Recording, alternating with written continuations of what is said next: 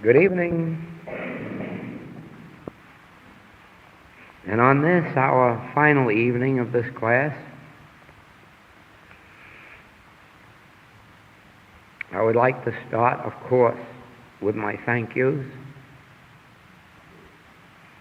Not that thank yous are a matter of course, but that thank yous must be in their proper order.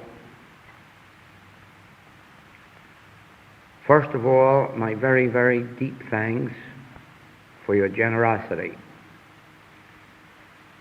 because what you have financially contributed is a very substantial sum, and from any standpoint is generous. And while on this subject of gratitude, of money, may I say this from the standpoint of the infinite way: let nobody ever feel bashful or backward in talking about money. Sometimes in the metaphysical world, money is a taboo subject. Sometimes the impression is that money and spiritual things don't go together. And that's nonsense, utter nonsense. As long as we are engaged in a human activity under our present system of finances, money is an important factor. Someone said recently, truth ought to be free. That's more nonsense, too.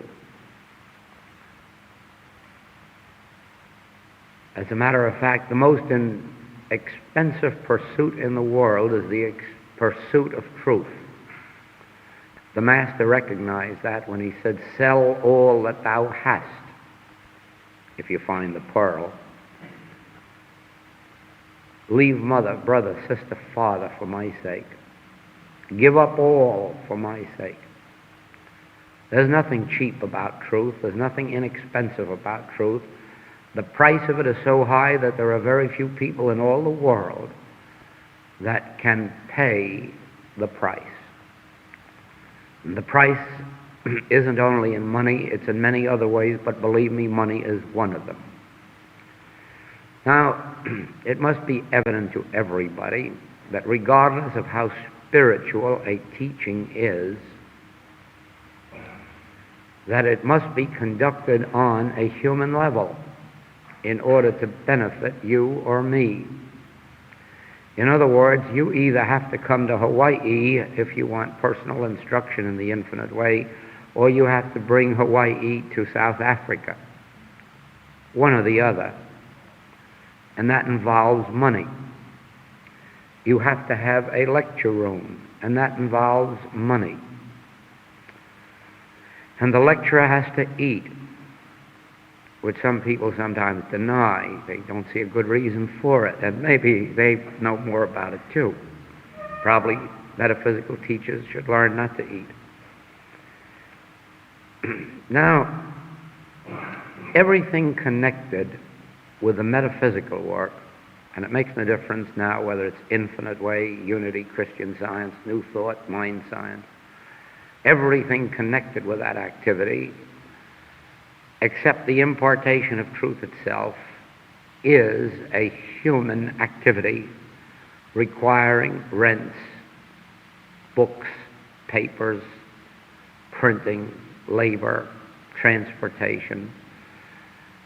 And so in the last analysis, somebody has to pay money for truth. Even in such a spiritual undertaking as spiritual healing, the spiritual healer has not only to live, but should be maintained in quite a degree of comfort, so that the lacks and limitations of the world do not become a burden to them, and their mind can be free for their spiritual ministry. So you will find that no matter how spiritual your teacher or practitioner is, unless they've risen above eating and sleeping, money is involved in the activity. And the question then arises as to who is to pay it. Now, in some of the metaphysical activities, where a great deal of the work is supposedly free, I say supposedly free because none of it is free. Somebody's paying for all of it. But where it is supposedly free, there are some who do not pay, and some who do not pay adequately. But that doesn't mean that it's free. It just means that somebody else is carrying that share of the expense. Now, from the standpoint of the infinite way, I would like to explain to you that this is an injustice. Those who provide truth, supposedly free, are doing an injustice to their very followers. And the reason is this: there is no such thing as free truth. And if you think you're getting truth free, you may not be paying anything, but you're not getting anything, because you're not getting anything that you're not paying for. There is a law of compensation which says that nobody on the face of the globe can get anything they don't pay for in one way or another. And so it is that, and I ask you to watch this now, because I'm going to give you one of the deep principles of the infinite way, more especially one of the deep principles of supply. If I say to you, you're a beggar, and so I don't expect you to pay for anything, I am, so far as my mind is concerned, making you a beggar. And if you accept my evaluation of you and say, oh yes, I'm a poor thing and I have too much expense in other ways I can't pay, you are perpetuating yourself as a beggar. Because here is the spiritual principle of supply. Now mark this well, because if you remember this, your demonstration of supply will be quick and abundant. To him that hath shall be given, and from him that hath not shall be taken away even the little that he hath. Sounds cold and cruel, doesn't it? To him that hath shall be given. From him that hath not shall be taken away even the little that he hath. Now here is a spiritual principle. The moment you say, I have not, you've said it, and you've got it, and you're stuck with it. The very moment you acknowledge your lack, you have acknowledged the only lack you can ever be made to suffer, that which you acknowledge. Now, on the basis of this principle, if I say to you, as a spiritual teacher, please accept this. Son, thou art ever with me, and all that I have is thine. Now, if you will accept that as a principle, then we will take the next step. We will close our eyes for a moment, and we will say, I. All the integrity of the Father is my personal integrity. All of God's grace is mine. All of God's love for his children is mine. All of God's care for his own is mine. The life of God is mine. The soul of God is mine. The Spirit of God is mine. The infinite storehouse of supply of God's is mine. All that the Father hath is mine. Now dare you in the next breath say, I'm a poor beggar, send me a magazine for nothing, or send me a treatment for nothing, or send me a class for nothing? No, you daren't. What you must say is, I recognize that God's gifts are mine, God's grace is mine, that God has blessed me with himself. And so I begin with what I have. If I am the widow in the Old Testament, and I have only a cruse of oil with a few drops in it, then I begin to pour those few drops. If I am the master sitting up on the mountain with a multitude to be fed, and I have only a few loaves and fishes, then I break those few loaves and fishes, and I begin to share what I have, and the principle multiplies them, just as the principle keeps the cruse of oil from ever running dry. From the moment that you acknowledge that all the Father hath is yours, and begin to live as if it were so. I don't mean going into debt. I don't mean being foolish and spending what you haven't got and then depending on God to demonstrate it for you next month. I don't mean anything stupid like that.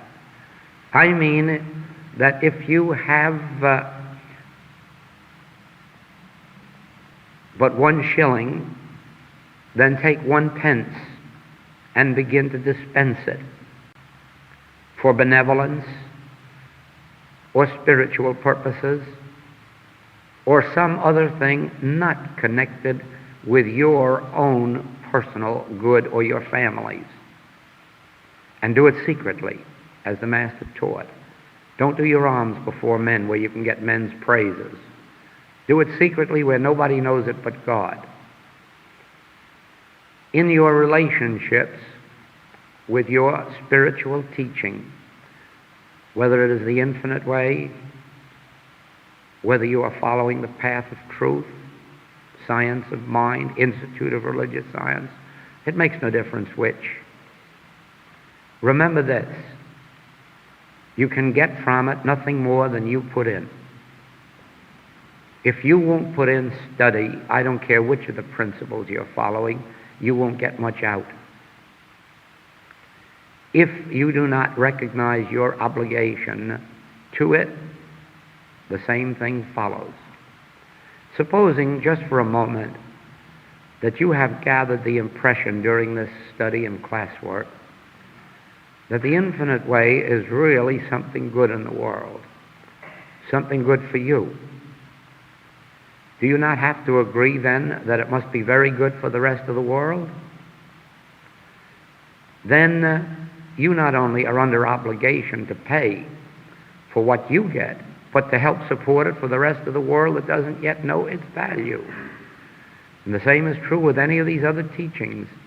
If you think enough of them to follow them, then think enough of them not only to adequately support your local institution, but also to promote its spread if you think it's that good that it's worthy of being spread. Then you will be a disciple. Then you will have left the world for the Christ. Then you will be spending your good not only for food and clothing, but for spiritual things, and spiritual things is where you gain your enrichment. Now you see, nobody should be permitted ever to convey to you the impression that there's anything on this earth that you can't afford and that you can't have if so be you fulfill the way of getting them, that is, your conscious union with God. I say to you that there is nothing in all this world that you can't afford, nothing that's right for you to have if you make your union with God and maintain it. But don't think that you're going to make it and maintain it from a standpoint of lack or limitation. You're going to make it only from a standpoint of your conscious oneness in God. I don't say that you're rich. I don't even say that you have a pound. I merely say you are the heir of God, joint heir to all the heavenly riches, and that you have the possibility and potentiality of demonstrating that in terms of dollars and pounds. I don't care what your immediate financial status may be. Heaven knows I've been broke enough in my days. You may be too. There's no disgrace about it. Those are just transitional experiences that we go through for some good purpose. Don't be ashamed of it if at the moment you're broke. That isn't the point. The thing to be ashamed of is if you stay that way long, because it's indicating you're not making a spiritual effort to get out. Now, a spiritual effort doesn't merely consist in going to a practitioner and saying, give me a treatment for supply, or even giving me 10 treatments for supply. Heavens no, they can do it, and they can bring you a temporary supply too. Any practitioner can who's had any degree of experience. But what good is it to you after you've got it, unless you also develop the state of consciousness that goes with it to produce it for the future? We use this illustration in our Kailua series because sitting in my chair in my living room, I look out on about 50 coconut trees. And every once in a while, the boys come around and strip those trees of coconuts. It keeps the trees clean, and it paves the way for them to grow still more coconuts, and it pays them a penny apiece profit besides. So it blesses everybody all around. And so I was looking at a few of those trees that particular day were bare, and at some others that had as many as 50 coconuts on them. And in speaking of supply, I said to the students, supposing one of these barren trees should look around and see the neighbor tree with 50 coconuts and say, oh, lend me some of your coconuts.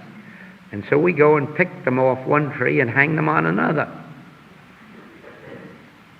Now, you wouldn't say that that coconut tree had demonstrated supply, would you? No, and if you can go out and borrow some money or get something for nothing, you haven't demonstrated supply. The only supply that you ever demonstrate is that which unfolds from within your own consciousness. That's yours. The only coconut supply that a coconut tree ever can demonstrate are the coconuts that grow up from within itself and get poured out onto the branches, or with these flowers. You can't hang roses on a rose bush and demonstrate supply that way. A rose bush has to demonstrate roses from within its own self.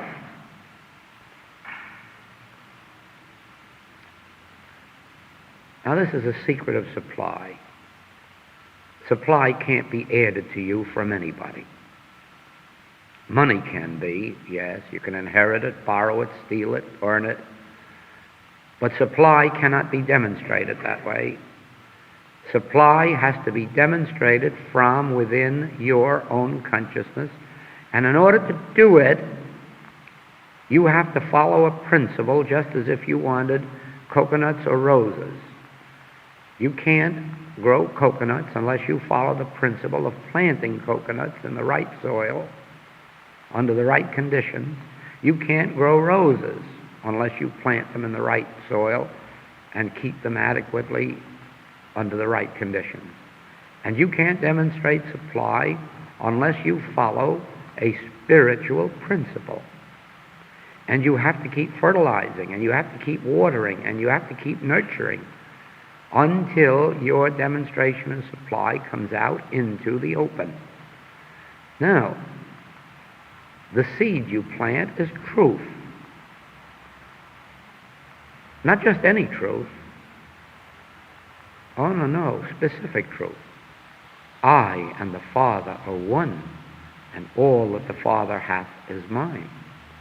Son, thou art ever with me. All that I have is thine. I will never leave thee nor forsake thee. I am the bread of life, and the wine and the water. I have meat the world knows not of. All of these specific truths that show the infinite nature of your own being, those are the truths that you have to plant in your consciousness, and you have to let those truths follow through. You remember I said last night that you don't have to be afraid of wrong thoughts. And if you know enough, you can even nullify the effects of universal wrong thought. But remember, I said that you must nullify it, you, consciously. You can't sit back and be a mental vacuum and say, oh, let God do it. You can't sit back and be a mental vacuum and have good come to you. Let me illustrate what I mean. Perhaps you feel that at this moment there is a sense of peace in this room. Well, you're all wrong. There is no peace in this room, and there is no war in this room. The sense of peace is within you. And if you didn't have a sense of peace within you, you wouldn't be feeling it in this room, because this room has nothing of itself. Now, there's no prosperity in this room, and there's no morality in this room, and there's no immorality in this room, no poverty and no wealth. But whatever there is in your consciousness. Now you determine what's in your consciousness either by neglect or by conscious spiritual activity. You can either walk around like a vacuum letting anything happen to you that wants, and some days good will happen and some days bad, or you can take hold of yourself and consciously identify yourself with God.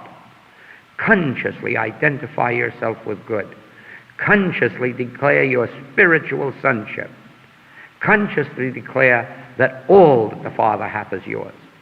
And then count up the spiritual things that are God's. Integrity, loyalty, fidelity, benevolence, joy, peace, dominion, graciousness, grace, gratitude, love.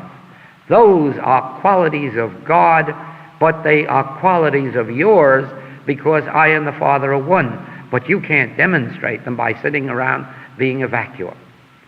You can only demonstrate them by declaring them, affirming them, repeating them.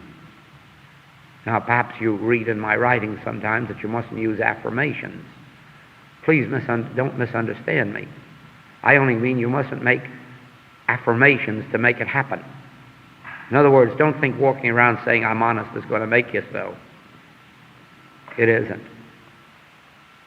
Don't think walking around saying I'm rich is going to make you so. Don't think walking around saying I'm healthy is going to make me so. No, I don't mean that. Declare the qualities of God in your own spontaneous language, not in formulas, not in made-up affirmations or statements, but turn to God and declare what you know to be the truth about God, and then declare that the truth about God is the truth about me, for I and the Father are one. Do you see that? You can be a good thinker in this work, but it isn't going to do you any good to be a poll parrot, because you'll never demonstrate beyond the poll parrot stage. But if you will always start your day's work with the Word God and begin to know all the truth you can know about God, everything you've ever read in Scripture or metaphysics, give God the treatment. Don't give man the treatment. Give God the treatment. In other words, know the truth about God. And then when you're through, realize why everything I've said about God is the truth about me, because I and the Father are one. And all that the Father hath is mine. Do you see that? That's how you hook up the spiritual good of God with individual being. Never declare that you have anything of yourself. Never declare that you're rich. Never declare that you're spiritual. Never declare that you are wealthy or have infinite abundance. Declare that about God, and then realize that whatever is true about God is true about you, for I and the Father are one. And you will be following Jesus Christ's teaching of, I of my own self am nothing. If I declare anything about myself, I bear witness to a lie. But everything I declare about God is the truth about me. Therefore, I have everything in God. Having God, I have everything. I can do all things through Christ, which strengtheneth me. Do you see that? I am rich in Christ, in Christhood, in spiritual sonship. And so it is. You must remember this. The world has become lazy. It has become so lazy it won't even read. And so it's got to get magazines full of pictures to look at. It won't read the news. It's got to look at a photograph of the news. It won't read books. It's got to look at photographs of books. We can't do that in our work. We have got to be doers of the Word and not hearers only. We have got to be consciously aware of the truth that we know, not just lackadaisical and let it simmer in and out of our thought, or sit and listen to a teacher half asleep or dreaming about what's coming for lunch or dinner. We have got to be almost sitting on the edge of our seat, listening to every word, imbibing it, and then going out and repeating it. I used to know a Christian Science practitioner who after every lecturer, who after every lecture had a sick stomach. And he'd say, you know what gives it to me? The hundreds of people who come up after a lecture and tell me how they enjoyed it and how they loved it. And then I say, what point did you get particularly? Oh, well, you know, in general, it was beautiful. They didn't hear a word the lecturer was saying. They were daydreaming. It's beautiful. No lecturer wants to hear that his lecture's beautiful. No teacher wants to hear that his lesson is beautiful. What they'd like to hear is, if you heard one sentence, if you heard one idea and said, say, wasn't that a powerful idea you put across with me? I'll be living on that for the next week. That truth will be my bread and my wine and my water. It will form a new body for me. Now you thrill the teacher. But don't tell them that 60 minutes of talk was wonderful. Chances are they know it anyhow, but the point is that they know that you don't know it unless you've caught a point or two or three. Now, health is not going to be difficult to demonstrate, and supply is not going to be difficult to demonstrate if you will acknowledge that the only health you can have is God. And if you will acknowledge the only supply you can have is God, then you can have an infinity of both. But ye shall know the truth, and the truth shall make you free. It's ye that must know the truth. Ye who've got to be reading these truths and practicing them. There's no virtue in reading a whole book, and I don't care who the author is. The virtue is in reading enough to catch one idea and smacking the book closed and saying, aha, that's going to be my bread, wine, and water for today. Nobody has to read all of these hundreds of books that are written, not even mine. They don't have to read them. Catch some point, catch some principle, and live with it. Eat it up. Drink it up. Imbibe it in your consciousness until this truth is a blood of your blood, bone of your bone, flesh of your flesh.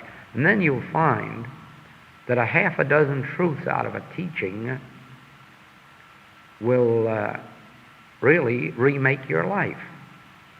Now, I have a question here that's in line with our work tonight. What attitude should the Infinite Way students take towards other metaphysical systems and books? Well, now, let me tell you the attitude.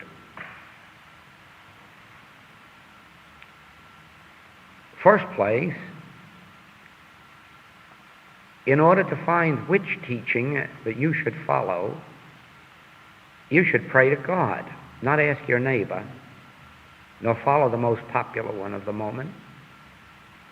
But you have a teaching which best suits you at this minute. And there's only one person can tell you which teaching that is, and that's God. And you've got to go within yourself and say, God, show me the path to follow. It may not be my ultimate path, but show me the path I'm to take today. I've got to start somewhere. So show me the path that I'll take today. Now, in some way, God will lead you to the particular path that best suits your present mental and spiritual development. We won't all take the same path. We won't all start with the same path. We won't all end with the same path. But we will, if we trust God, be led to the one that's nearest to us. And if we turn to God, it will be one of the legitimate ones. Now, I'll tell you my attitude about other metaphysical systems and books. There are some of them that are legitimate, that have been founded by men and women of the highest integrity. Men and women who have dedicated their lives to metaphysical truth, to the teaching of it, to the living of it, to the promotion of it. And there are other teachings that are 100% phony. Books that have been written by men who've never healed a case in all their lives. Men who came into metaphysics on Saturday and set up as teachers on Monday. The bookshelves are filled with books by those people. There isn't enough good in any one of them even to pay for the paper they're written on. But if you turn to God, you won't be led to those. They are the products of our American democracy. The Supreme Court of the United States has ruled that if you take out a license as a religious institute or religious organization, that no matter how dishonest it is, you can't be illegal, because no religion has proved its truth. Therefore, nobody can prove that the other fellow's is untrue. So if you decide to go to the States and go to an attorney and pay $200 for a corporation as a religious organization, you can immediately write a book, and you can immediately tell how to heal and how to live spiritually and how to demonstrate supply. The fact that you never knew anything about it until yesterday won't change it. Under the law, you're legitimate. Now, if you pray, you will never be led to people like that. You will be led to people, and I tell you frankly that we have some very fine men and women in the States who are consecrated and devoted to spiritual and metaphysical truth, some on the spiritual level, some on the mental. But the integrity is equally high, whether it's mental or whether it's spiritual, among those. And heaven help you if you get in the hands of the others. Not that ultimately it'll harm you, because there is a divine grace that sooner or later will wake you up and make you throw it out. But I say to you that you don't have to go through that period of torture. Pray. Pray to God to reveal your teaching. And pretty soon a book will come into your hand, or a teacher will be recommended, or one of the local movements will be recommended, and you will find your starting place. Now, your starting place may also be your ending place. Or you may go forward in progressive steps, as I believe that I have. I had only one metaphysical background, that's Christian Science, and no other. I have no experience, except having read the published writings, but I've had no experience with any of the other metaphysical movements of the world. Only Christian Science. And I found satisfaction in Christian Science. And I found healing, and I found a good activity for an outlet for my works and experience. And I must say this, that I never had an unhappy minute in my Christian Science life, and I haven't got a complaint about the Christian Science Church or its organization or its board of directors, because all I have seen is the dedication that most of those men and women have put into their lives. Now remember, I've also seen some of the others on the sidelines, but that's their demonstration. The serious ones, the consecrated ones, have done enough so that I and many others have derived tremendous good from Christian Science, and I feel that I would still be in it, except that the message that has evolved in me has carried me what I believe to be a step further, and is carrying our students a step further in demonstration, and if nothing else, is setting them free from any dependence on masses or groups or leaders, and giving each one the opportunity to find their conscious oneness with God. You can do it inside the Christian Science movement, as I did, but evidently most of the world doesn't. Now what I have witnessed is this. There is enough truth in divine science, there is enough truth in unity, there is enough truth in some of the New Thought teachings, so that anybody in the world could pick out those truths and advance their lives 1,000% from wherever they are today. Which teaching will be an ultimate one? Which teaching will ultimately prove to be most satisfactory to most people? That's not your business or mine. We're dealing only today with what will meet our need at this level. And I say to you that any of the teachings, now mark this well because it's on tape and you can hold it against me forever. I say to you that any of the teachings or writings that were founded by men and women of integrity who have devoted their lives consecratedly to truth, either on the mental or spiritual level, there is good in all of them, and enough good to lift us out of wherever we are. Then, should you progress from one teaching to another or one teacher to another, that will be your individual demonstration. But don't make the mistake after you've left one teacher or teaching to try to burn it down.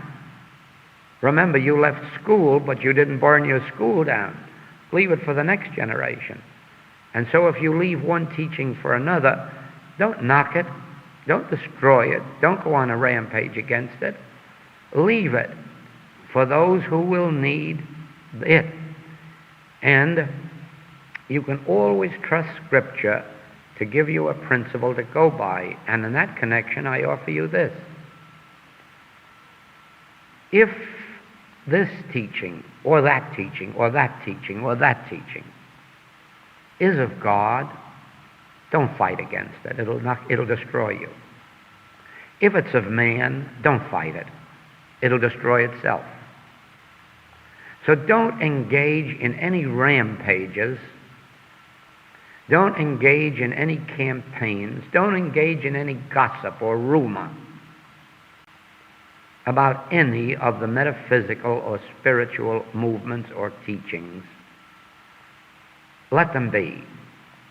The good ones have survived for many years and will continue to survive as long as they're based on God.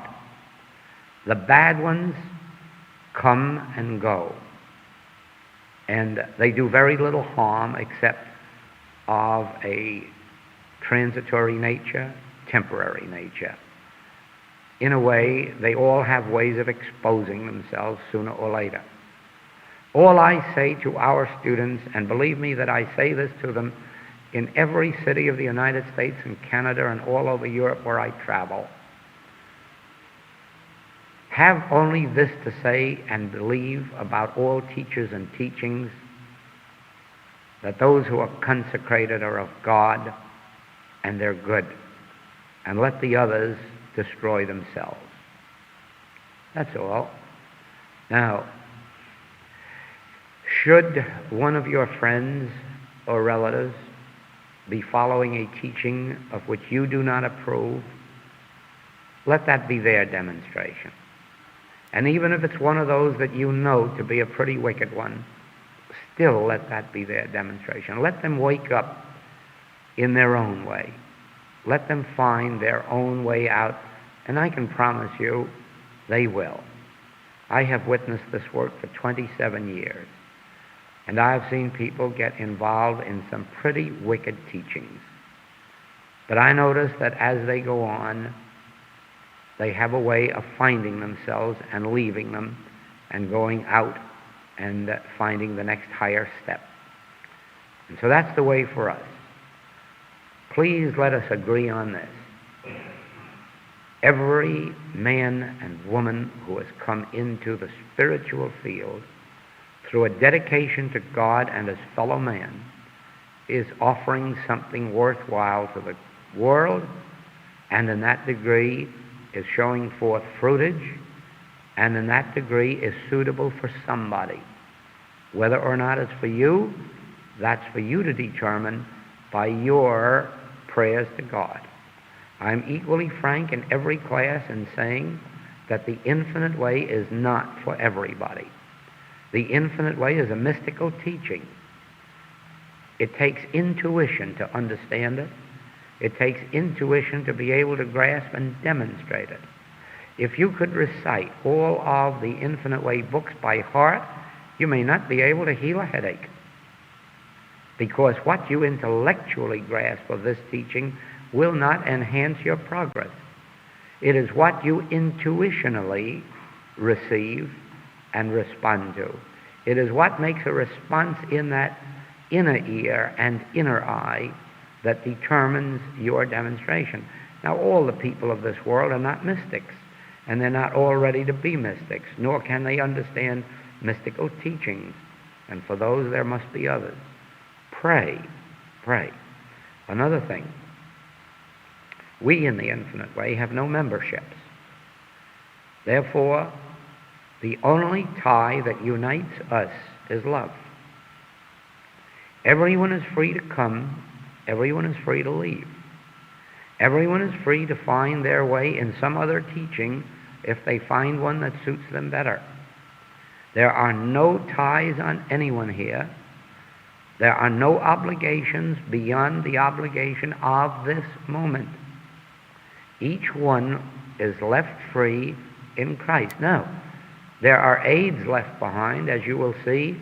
There are books. There is a monthly letter.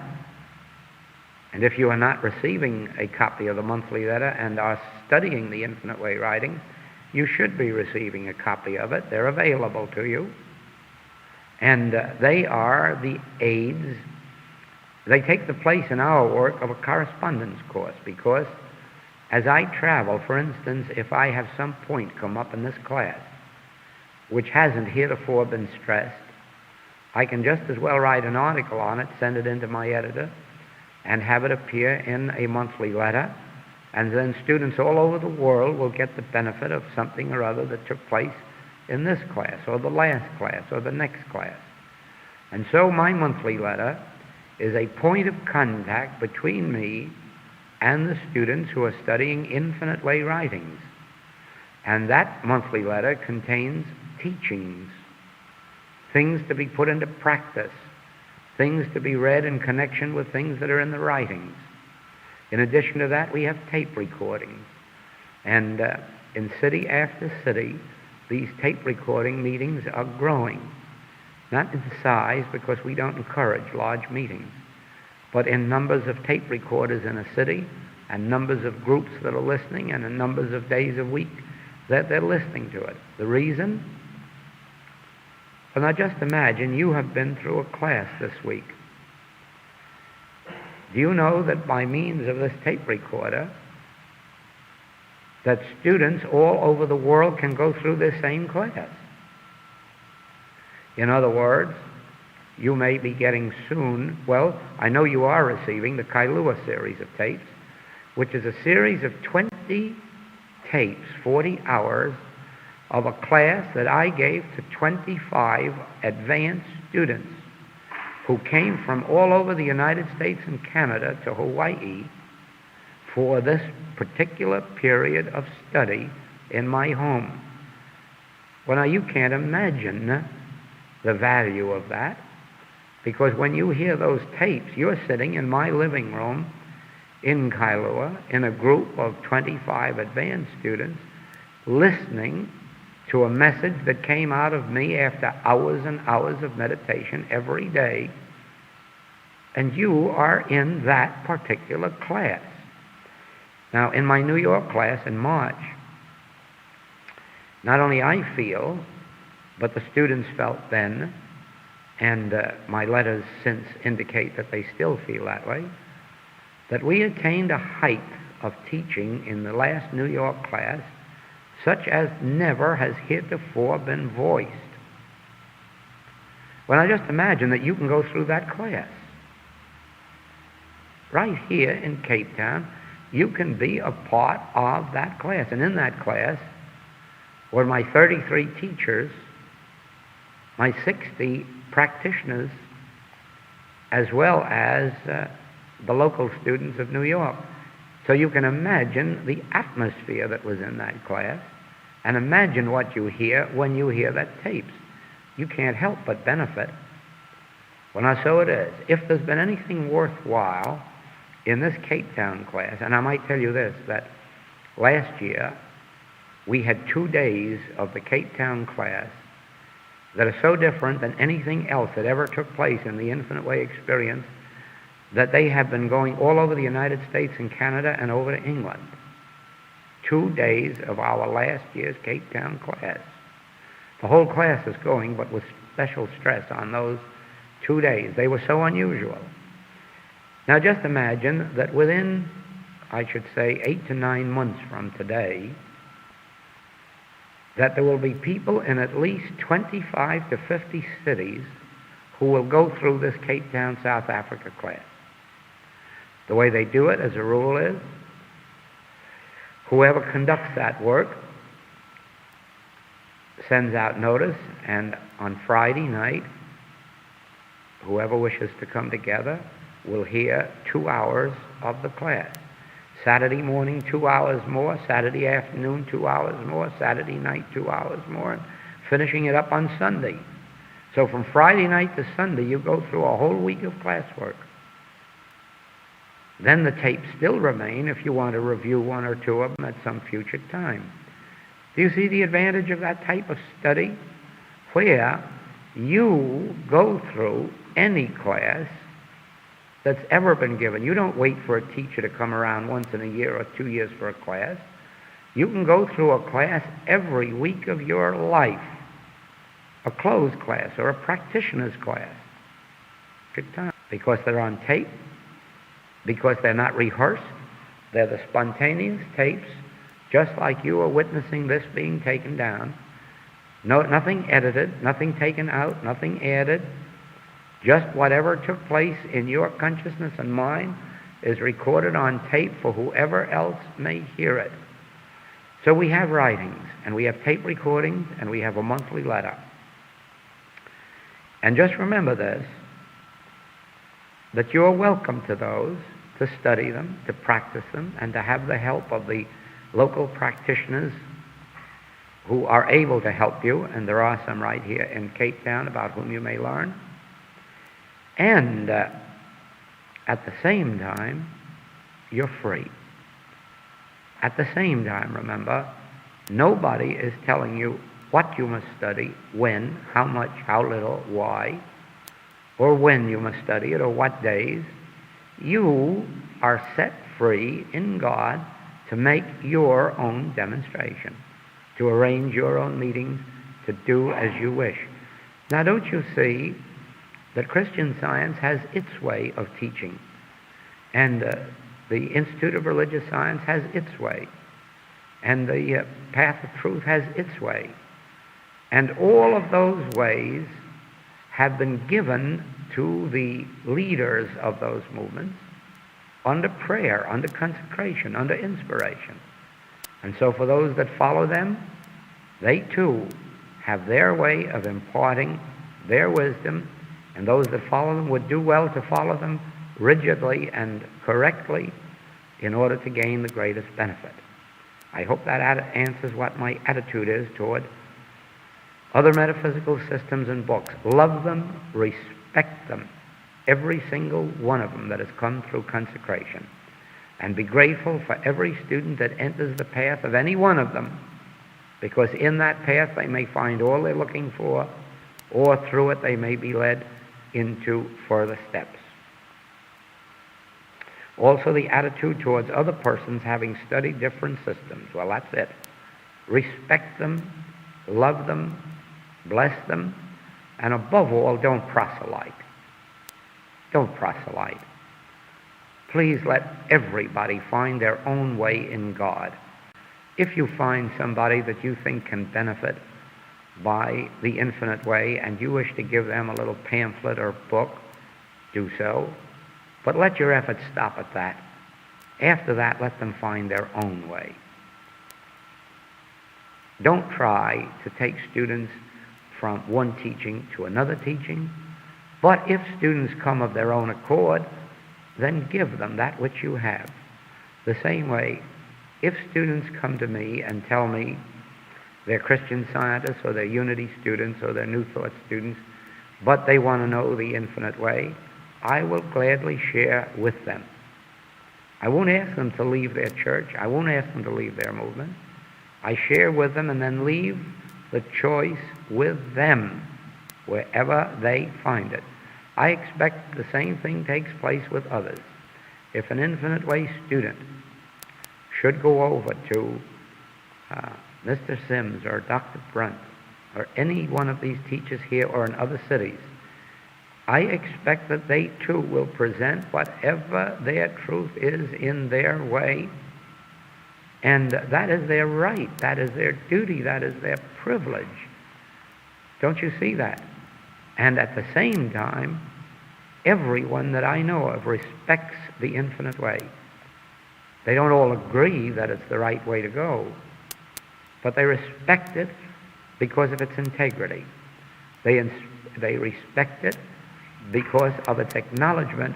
You perhaps read in a recent monthly letter where I said that one of the fallacies that is going around the world right now is the belief that the time has come for a new teacher or a new teaching. And my answer to that was this: don't you believe it, students? Don't you believe it? The time has come for us to respect the spiritual nature of all teachers and all teachings, and to respect those who are following them. When we learn to do that, God will reveal itself through every teaching. It is only in the degree that we shut off this flow and say, oh no, God is only in the infinite way, or God is only in Christian Science, or truth is only in this teaching, that we shut ourselves off from truth. Once you can acknowledge that God has inspired the leaders and founders of all great religious movements, and therefore there is God to be found in all of them, the greater amount of God you will get out of whichever one you are following. That's my attitude. Now, on this same line, I would like to say this to you. In order to gain the understanding of the infinite way, its principle, the letter, and its spirit, I would recommend to our students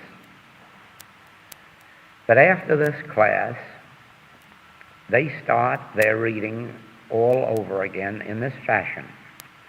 Start with the book, The Letters. Start with that book. Get some of the foundational points that are in there because they're valuable. They really were foundational points that started me on this vision, and they will lead you forward. Then take Spiritual Interpretation of Scripture. With those two books, you will have enough of a foundation to begin on the Infinite Way. Now, the Infinite Way is the forever textbook of the Infinite Way message. But the Infinite Way is a book that requires years and years to understand. Anybody who believes they have read it 10 times and understands it is missing the point. It isn't to be understood that simply. It is a book of mysticism. It is a book that has to be understood not through the mind, but through the spirit. And as you contemplate or read that book, The Infinite Way, you will soon learn that it's almost an impossibility to read a full page at one time. Almost every paragraph or two contains a principle. As a matter of fact, I can tell you this, that the 20-odd books with over 500,000 words that I have written and published are all based on the Infinite Way with its only 30,000 words. The whole basis of all my writings is in that one book. But sometimes I have taken one sentence out of that book and written a whole new book about it. Sometimes I've taken one idea and another whole book has come forth. That's the type of book The Infinite Way is. It is a book full of mysteries. It is a book full of surprises. It is a book that once you think you begin to understand it, you read it the next time and find out that you missed the point entirely. It is the forever, all-time textbook of The Infinite Way, and the only additions that ever will go into it. And remember that after 10 years, no omissions have ever come out of it. No changes have ever been made, not even of a sentence. But there has been one addition. That is the chapter of Infinite Way Wisdoms. And that was a 2-year revelation that went into that one chapter. If there are ever any additions, it will be through revelation and demonstration. If we can't demonstrate it, it won't go into the book. Then as you read Leave Your Nets, here is a book also that defies analysis. Because, frankly, I think it says nothing. But it says it in such a strange way that it leaves you with some kind of an impression that does something for you that if you could understand it, it wouldn't do for you. That doesn't make sense, but it wasn't meant to. Then from The Infinite Way on, take the books as they are. You have from there on all of the classworks and so forth and so on, and you can do as you like there. Now we have a question. Please define the difference between soul and spirit clearly. Oh, my dear friend, if I knew the difference between soul and spirit right now, instead of being in Cape Town, I would be right sitting up there alongside of our dear Master. I know nothing about the difference between soul and spirit except this.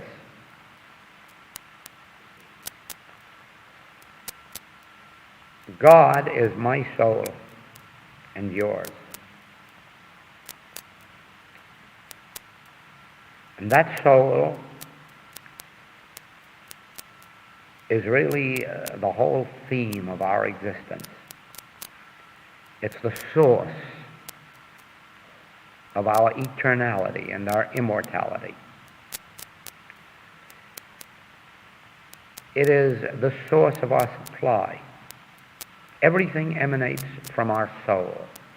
Our integrity, our loyalties, our fidelities, our sense of justice, our benevolences, all of this comes out of our soul. Our intuitional faculties, All of this comes out of our soul. What is the soul? I don't know. Whatever God is, that's what the soul is. What I know about it is that it is so close to you and me that if we just close our eyes and listen, it will talk to us. It will give us a higher integrity than we ever knew before. It will give us a higher sense of justice, a higher sense of morality, a higher sense of charity, a higher sense of brotherly love. All of this will be imparted to us from within our soul, because that's where it is. The kingdom of God, the Master says, is within you. And it is within you that all of your qualities exist, and your quantities. And the part that is within you, which he called the Father, we may call the soul. We may call it the soul of man. Do you see? The soul of man contains his life and his joy and his peace and his power and his dominion. The soul of man, it's all within ourselves. And that's why I say, don't let anybody beggar you. Everything is within your own soul. Be willing to stand on your own 2 feet and be self-reliant. Don't come under the miasma of state socialism. Don't come under this New Deal belief that you need a great father in Washington or in Pretoria or in some other place to feed you and clothe you and sustain you because you haven't got enough sense of your own. Don't you believe it? Don't come under this 20th century socialistic ideal.